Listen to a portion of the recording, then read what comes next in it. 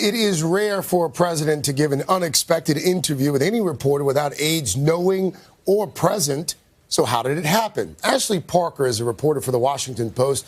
She has been covering the Trump White House all year. She is also down in West Palm Beach, Florida this morning. Ashley, good to see you. Good to see you. Actually, let's pick up on... So the way it happened, Go ahead, Ashley. So the way it happened basically was Chris Ruddy, this conservative media mogul, invited a New York Times reporter to Trump's private golf club. He strategically seated the two of them at a table right near the president's table in the middle. And when the president walked in, still in his golf clothes, he sort of introduced the New York Times reporter to the president and sort of enabled this 30-minute sit-down with no aides that happened. So in the past few days, Ashley, as you know, the president has tweeted about immigration reform, the post office, Amazon, climate change, his own approval ratings. Based on those tweets, can we get a sense of what the president might focus on in 2018?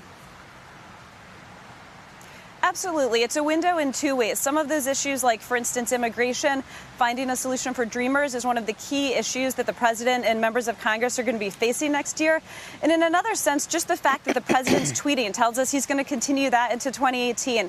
He's going to sort of tell readers and voters exactly what's on his mind, when he's thinking it, what's bothering him, and that's not going to stop. Ashley, let's pull back a little bit. You've been closely reporting on the president for a year now. Obviously, the White House, there's probably a steep learning curve for anyone, let alone, a politician who hasn't, or a guy who hasn't even been a politician.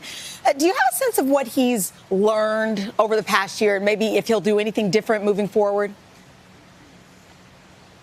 It's a great question. The president came into office sort of thinking that role might be a bit more like a CEO, a boss, or even a benevolent dictator, that what he said would just happen. He's now learned that he has to work with members of Congress, if not necessarily Democrats all the time, at least get members of his own party on board. But at the same time, he came into office a 70-year-old man, set in his ways, his beliefs, and his idiosyncrasies, and I think in many ways he's going to stay exactly the same. Ashley, I caught your piece in the Post this morning. Tell us a little bit more about some of the staff reshuffling that we can come to expect out of this White House. Absolutely. Heading into 2018, it's going to be a tough landscape for congressional Republicans. And one real concern that people close to the president have is his political shop. So you have them working to try to bring in a political heavyweight who can kind of help the president oversee 2018.